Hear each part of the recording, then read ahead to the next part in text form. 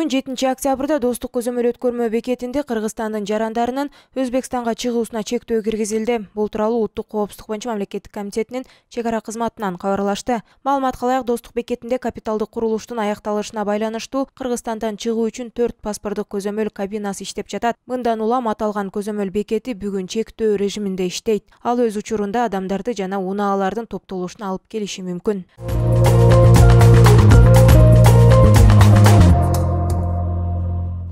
Баткен районунун Достук айылында 47 турак үй тазаланды. Бул тууралуу Өзгөчө кырдаалдар министрлигинин басма сөз кызматынан кабарлашты. Жалпы 19.654 куб метр таштанды ташылып чыгарылды. Баткен районунун Миңбулак айылында өрттөлгөн 8 турак үй аныкталып, бүгүнкү күнгө карата Өзгөчө кырдаалдар министрлигинин куткаруучуларынын кол күчү менен тазаланып бүткөрүлдү. Ал эми Миңөрүк участкасында комиссиянын чечими менен аныкталган 37 үй толугу менен тазаланып, 14 турак үй техникалык каражаттардын жардамы менен сүрдүрүлүп тазаланды.